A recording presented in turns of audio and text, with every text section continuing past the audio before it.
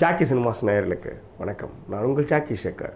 இந்த episode accountant திரைப்படத்தினுடைய video விமர்சனத்தை பார்க்க இருக்கின்றோம். 2016ஆம் ஆண்டு வெளியான த்ரில்லர் திரைப்படம் அக்கௌண்டன்ட்.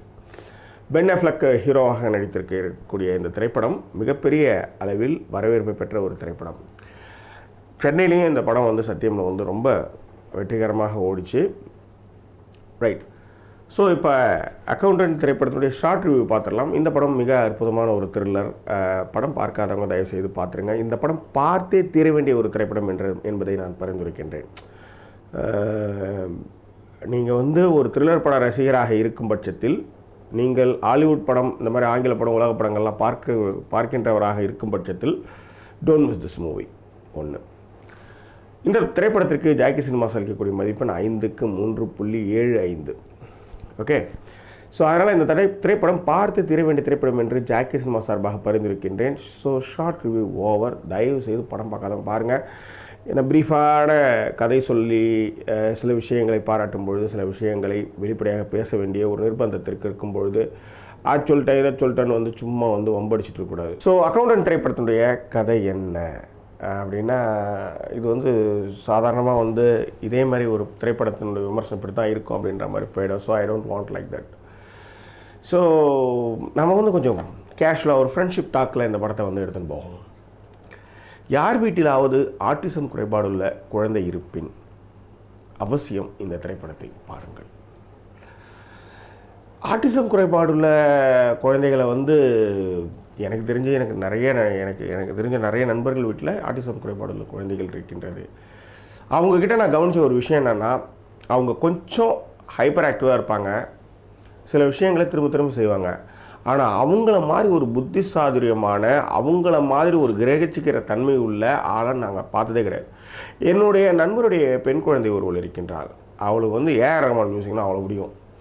காரில் ஏறி விட்டால் அந்த ஃப்ரண்ட்டில் அந்த பேனட்டில் மியூசிக் பண்ணுவோம் பாருங்கள், சான்ஸே கிடையாது. அதே மாதிரி என்னுடைய நண்பருடைய பையனும் அதே மாதிரி தான். செம்மையாக தாளம் போடுவான், ஃபஸ்ட் கிளாஸாக அடிப்பான். அந்த மியூசிக்கை எப்படி இது அவன் மைண்டில் அதை அது என்ன சொல்கிறது, அதை கண்டினியூஸாக அடிப்பான். அது ஒரு டயர்டே இல்லாத அளவுக்கு அடிப்பான். ஸோ இந்த மாதிரியான குழந்தைகளை நான் பார்த்திருக்கின்றேன். ஸோ அந்த குழந்தைகள், அப்படிப்பட்ட ஒரு ஆட்டிசம் குறைபாடுள்ள குழந்தைகள் நீங்கள் பார்த்திருப்பின் அல்லது வளர்த்திருப்பின், அது உங்கள் பிள்ளையாக இருப்பின் அவசியமாக இந்த திரைப்படத்தை நீங்கள் பார்க்க வேண்டும் என்று மீண்டும் பரிந்துரைக்கிறேன். ஏன்னா இந்த திரைப்படம் ஒரு ஆட்டிசம் குறைபாடுள்ள ஒரு குழந்தையினுடைய பாசிட்டிவ் பக்கங்களை பேசுகின்ற ஒரு திரைப்படமாக நான் பார்க்கின்றேன். ரைட். ஸோ இது ஒரு பப்ளிக் அவேர்னஸ்க்கான ஒரு மெசேஜாக அதை வச்சுக்கலாம். ரைட். இப்போ நம்ம ஒரு கதையினுடைய இந்த கதை ஒரு நான் லீனியராக தான் அந்த படத்தை சொல்லியிருக்காங்க. லீனியராக இல்லாமல் மாற்றி செருகி அப்படி தான் பண்ணியிருக்காங்க. பட் இந்த கதை எந்த இடத்திலிருந்து ஆரம்பிக்கின்றார்கள் அப்படின்னா, ஒரு கொள்ளை கூட்ட தலைவன், ட்ரக் டீலர் டோனின்னு ஒருத்தவன், அவனை ஒரு 6 மாதமாக வாட்ச் பண்ணிகிட்ருக்காங்க. யாரை ட்ரக் டீலர்னு வாட்ச் பண்ணிகிட்ருக்காங்களோ அந்த ட்ரக் டீலரை ஒருத்தன் தாக்குதலுக்கு உட்படுத்துகின்றான். ஒருத்தன் வரான், அவன் மேலே அந்த இது இப்போ என்ன தலை மேலே அந்த இதை போட்டுக்கிட்டு ஒரு ஓவர் கோட் போட்டுக்கிட்டு வருவான். வழியில் அந்த குரூப்பில் இருக்கிற அத்தனை பேரையும் சாவடிப்பான். ஸோ இதை வெளியில் ட்ரெஷரி ஏஜெண்ட்டாக இருக்கிற ரேக்கிங் அப்படின்னு ஒரு கேரக்டர், அவர் தான் அவனை ஒரு 6 மாதமாக தொடர்ந்து கண்காணிச்சிட்ருப்பார். அவர் ஃபினான்ஷியலில் ட்ரெஷரியில் இருப்பார் அவர். ஸோ உள்ளர கன்னோடு எடுத்துன்னு போனால் 9 பேர், அதாவது ஏன் எதற்கு என்று தெரியாமல் இறந்து போயிருப்பார்கள். அந்த 9 பேர் யார் வந்தால், எதுக்கு சுட்டா, ஏன் செத்தோன்னே தெரியாமல் செத்து போகிறது. அது ரொம்ப கொடுமை இல்லையா? ஸோ அந்த துப்பாக்கி எடுத்துக்கிட்டு அவர் ஒரு ஸ்டெப்பாக ஃபஸ்ட் ஃப்ளோர் வரலையும் போகிறப்ப பார்த்தா வழியில் ஃபுல்லாக கொடூரமாக சுடப்பட்டு இறந்து கிடக்கின்றார்கள். யார் கொடூரமான ஒரு கொலைகாரன், யார் கொடூரமாக ஒரு ட்ரக் டீலரு அப்படின்னு நினைக்கிறோமோ, அவன் அந்த குரூப்பே ஆட்டம் கண்டு போயிருக்கான். அப்போ யார் அதை சாவடிக்கிச்சா? ஸோ அவனை ஏன்னா ஃபஸ்ட் ஃப்ளோரில் அவன் இருக்கிறான். ஏன்னா அந்த டோனிக்கே தலையில் துப்பாக்கி வச்சு மிரட்டிகிட்டு இருக்கான். ஸோ இவர் அந்த கதவு கிட்ட போய் நிற்பார். டோனியை அவன் சுட்டுடுவான். யாருன்னு தெரியாது. சரி, அடுத்தது என்னன்ட்டு அவன்கிட்ட கன் எடுத்துன்னு போனால் பின்தலையில் ட்ரிக்கர் இழுத்து கன் வைக்கப்படுகின்றது. யாருக்கு? இந்த ரே கிங்க்கு. ட்ரிக்கரை விட்டால் மூளை சதறிடும். 9 பேரை சாவடித்தவனுக்கு 10ஆவதாக இவரை சாவடிக்கிறது ஒரு பெரிய விஷயமே இல்லை. ஆனால் ஒரு கேள்வியை கேட்கின்றான் அந்த மர்மமான மனிதன். நீ உங்களோட ஆளா? இல்லை, நான் உங்களோட ஆள் இல்லை.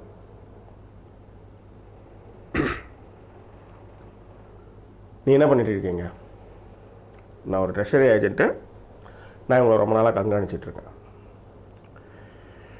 அப்படின்னு சொல்லிட்டு இருக்கிறப்ப, எந்த நேரத்திலும் அந்த ட்ரிக்கரை இழுத்து செத்துற போகிறோம் அப்படின்றதுனால நான் வந்து ஒரு அப்பா, எனக்கு 2 குழந்தைங்க இருக்காங்க. அதாவது உயிர் பிச்சை கேட்டு கதறி அழுவது மாதிரி ஒரு கொடுமை உலகத்தில் வேறு எதுவுமே கிடையாது. சுப்பிரமணியபுரத்தில் கூட அந்த ஒரு டயலாக் வச்சுருப்பாங்க, சாவு பயத்தை காமிச்சிட்டான் பரமா அப்படின்ட்டு. அது வந்து கொடுமை. அது ஒரு ஆண்மைக்கு வந்து விடுக்கப்படுகின்ற மிகப்பெரிய சவால்.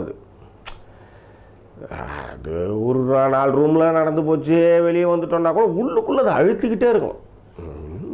யாரா அப்படின்ற ஒரு கேள்வி துரத்திக்கிட்டே இருக்கும். ஸோ அதனால தான் ஜெய் வந்து சுப்பிரமணியபுரத்தில் வந்து அந்த அந்த அந்த அடுத்த கட்டத்துக்கு வந்து அந்த கோபத்தோடே போய் எதை பற்றி யோசிக்காமல் அந்த ட்ராப்பில் போய் மாட்டிக்கிறப்ப, ஏன்னா கோபம் அப்படிப்பட்ட ஒரு கோபம் சாதாரண கோபம் கிடையாது. ஸோ அப்படிப்பட்ட ஒரு உயிர் கெஞ்சன் சுட போகிறான்னு தெரியறவங்ககிட்ட போய் நான் அப்பா எனக்கு 2 பிள்ளைங்க இருக்குது அப்படின்னு சொல்லுவேன். அவனாவது பயம், அது கொடுத்த பிரச்சனை, அது கொடுத்த அந்த வெட்கமின்மை. என்னை விட்டுடுன்னு தான் சொல்லலை, நான் ஒரு அப்பா, எனக்கு 2 பிள்ளைங்க இருக்கு. ஸோ இப்போ அந்த மர்ம மனிதன் கேட்குறான், வளர்ந்துட்டாங்களா? வளர்ந்துட்டாங்க. நீ எப்படி விட்டால்? நான் ரொம்ப நேர்மை அப்படிலாம் சொல்ல முடியாது, ஆனாலும் ஒரு மாதிரியான ஆள் அப்படின்னு தான் சொல்கிறான். நீ ஒரு நல்ல அப்பாவான்னு கேட்குறான். ஆமாம் அப்படின்னு சொல்லுவான். சொல்லி அழுது கதறி திரும்பி பார்த்த ஆள் இருக்க மாட்டான். he is gone. யார் அவன்? But he remembered the voice. உயிர் பிச்சை போட்ட குரல் இல்லை, அது எப்படி அப்படி விட்டுற முடியுமா? வாழ்க்கையில் மறக்க முடியாத குரல் இல்லை. 10 செகண்டுக்கு அப்புறம் 10 செகண்டில் தலை சிதறியும், டொம்முன்னு ஒரு சவுண்ட், அவ்வளோதான். ஆனால் 10 செகண்டுக்கு அப்புறம் உயிரோடு இருக்கனே. அப்போ உயிரோடு இருக்கிறவங்க வந்து ஒரு கேள்வி கேட்குறான், நான் குழந்தைக்கு அப்பானதுமே நீ நல்ல அப்பாவா? ஆமாம். விட்டுட்டு போயிடுறான். யார் அவன்? ஒரு கொலைகாரன், கொடூரமான கொலைகாரன், அதுவும் வந்து மிகப்பெரிய டான். அவனை வந்து சாவடிக்கிறான். அவனுடைய ட்ரூப்பில் இருக்கிற 9 பேருமே அடித்து நவுத்தி காலி பண்ணுறான். அப்படி பண்ணி சம்மந்தமே இல்லாமல் ஒருத்தன் இருக்கிறானே, ஏன் அவனை வந்து சொல்ல முடியாதா? 9 பேரை கொலை பண்ணியிருக்கான். அப்போ 10ஆவதையும் சாவடிச்சுக்கலாமே, ஏன் சாவடிக்கல? ஏன் கேள்வி கேட்கல? அப்போ அந்த 9 பேரே அவன் அவ்வளோ நாளாக கண்காணிச்சிருக்கான். யார் யார் என்ன இவனுக்கு இந்த குரூப்பில் வந்து டோனியோட குரூப்பில் யார் யாரெலாம் இருக்கிறாங்க, அந்த 9 பேரில் இவன் என்ன பண்ணியிருக்கான், இவன் வந்து டீ வாங்கி போய் கொடுத்துருக்கானா, அவன் வந்து இட்லியும் கட்டி சட்னி வாங்கி வந்து கொடுத்தானா, இவன் வந்து ரீசார்ஜ் பண்ணானா, இவன் என்ன மாதிரி அவனுக்கு ஹெல்ப்பு, இந்த 9 பேரும் அந்த வீட்டில் இருப்பதற்கு அந்த டோனிக்கான ட்ரௌடிக்கு இவனுக்கு என்ன மாதிரி ஹெல்ப் பண்ணாங்கன்ற அதை 9 பேருமே அவன் சாதாரணமாக சாவடிக்கல, கணக்கு பார்த்து அடித்து காலி பண்ணி 9 பேர் அவுட்டு. 10ஆவது ஒருத்தன் நிற்கிறான். அப்போ 10ஆவது ஒரு அர்த்தம் புதுசாக வந்திருக்கான். ஏன்னா 9 பேரையும் நம்ம வழியில் எல்லாரையும் அடிச்சுட்டு வந்துட்டோம் ஃபஸ்ட் ஃப்ளோருக்கு. திடீர்னு பார்த்தா ஃபஸ்ட் ஃப்ளோரில் ஒருத்தன் கன்னோட நிற்கிறான். அப்போ யார் அவன்? இவன் நம்ம கணக்கு 9 தானே. அவன் 10ஆவது அவன் யாருன்றப்ப தான் அந்த கேள்வி அழிக்கின்றது, நீ யார் அப்படின்ட்டு. யோசிச்சு பாருங்க. அந்த அற்புதமான அந்த அந்த அந்த உயிர் பிச்சை போட்ட அந்த குரலை கண்டுபிடிக்கணும்னு ஆசைப்பட்றான் ரே கிங். அவர் வந்து ட்ரெஷரி டைரக்டர் ஆகிறார்.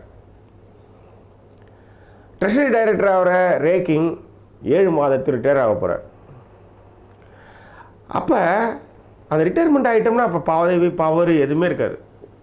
அந்த குரலுக்குரியவனை நம்ம கண்டுபிடிக்க முடியாது. யார் என்ன, ஏன்னா பவர் இருந்தால் தான் கண்டுபிடிக்க முடியும். அந்த அவருக்கு அந்த கொலைகள் நடந்தது கூட பிரச்சனை இல்லை, அந்த கொலைகள் நடத்திய விதம், அதனுடைய வேகம் எல்லாத்தையும் பார்க்கும் பொழுது அவர் ஒரு விஷயத்தை சொல்கிறார். என்னென்னா, இந்த மாதிரி ஒரு கொலை நடக்குதுன்னா ஒன்று பவர், இல்லைன்னா மணி, இல்லைன்னா ஃபியர். இந்த 3 விஷயத்துக்காக தான் இந்த கொலை நடந்திருக்கும். இந்த கொலை கொடூரமான இந்த கொலை, அதுவும் ஒரு பெரிய கேங் லீடரை அடித்து நவுத்துறான்னா இந்த 3 விஷயத்துக்கு தான். ஸோ பவர் இல்லை, ஸோ ஃபியரும் இல்லை, மணியும் இல்லை. அப்போ 3மே இல்லைன்னா அப்போ என்ன?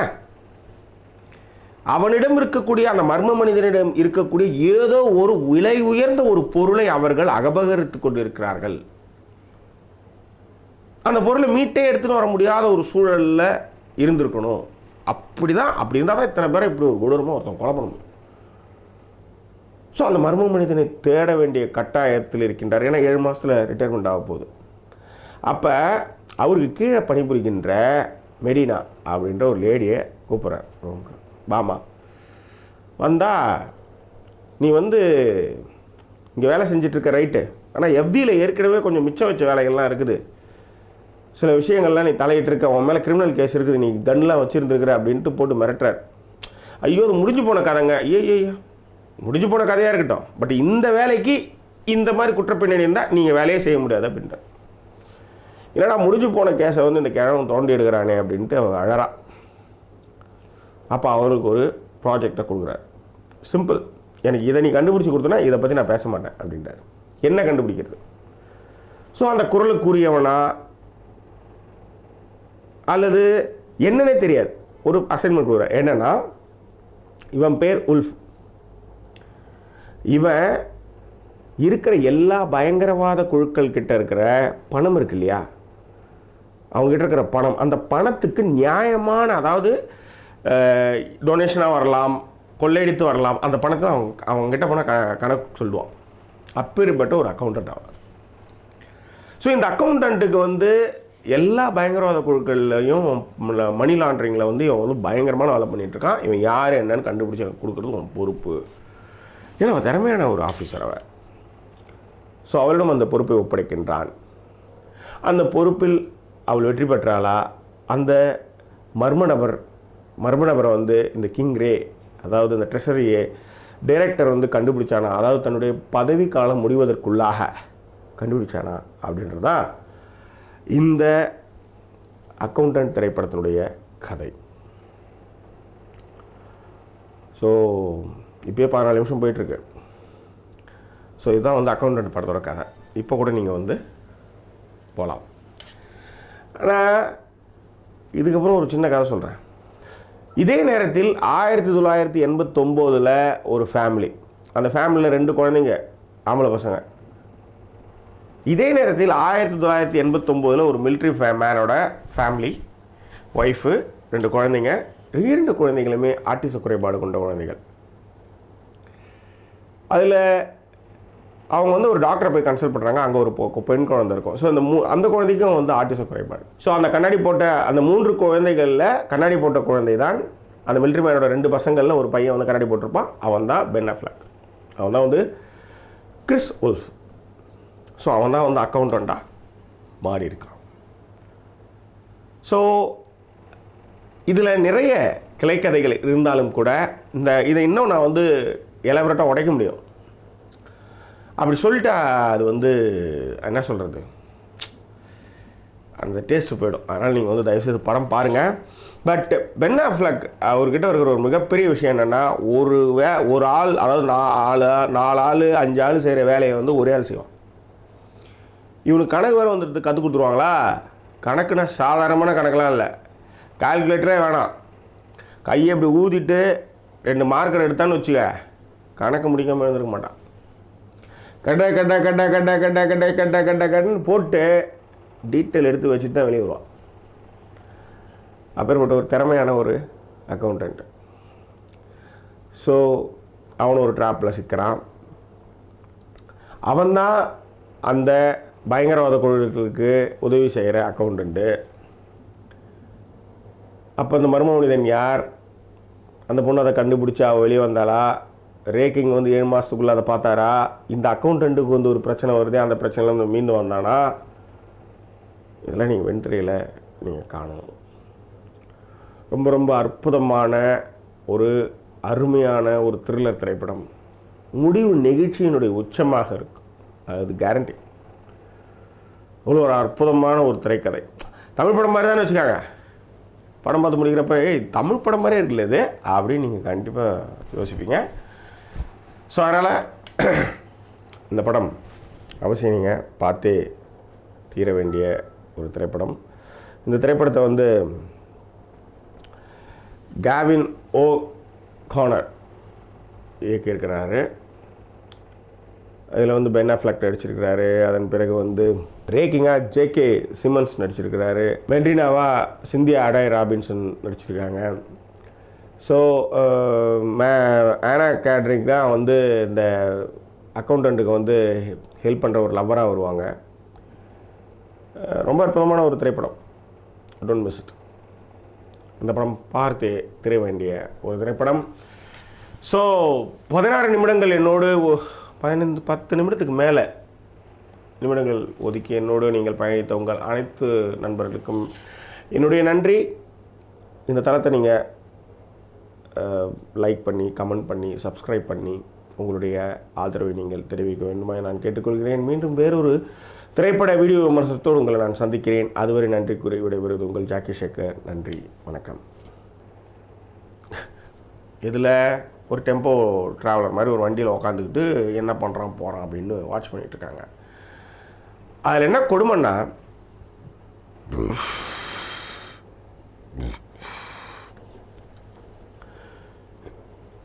கொடுமைன்னா, அம்மா வந்து ஹவுஸ் ஒய்ஃபு, அவங்களுக்கு 3 குழந்தைகள்,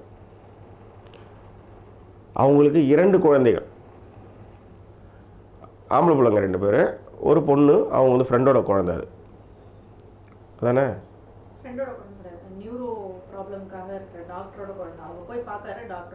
ஓகே. இந்த ஒரு குழந்தை, கண்ணாடி போட்ட ஒரு குழந்தை தான் வந்து இந்த அக்கௌண்டன்ட் ஓல்ஃப், கிறிஸ் ஓல்ஃப். அவர் தான் ஜான் அஃப்லெக்.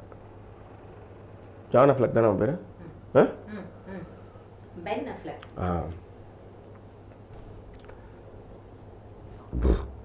ரேக்கிங்காக ஆனா கேண்ட்ரிக் நடிச்சிருக்காங்க. மெட்ரினாவா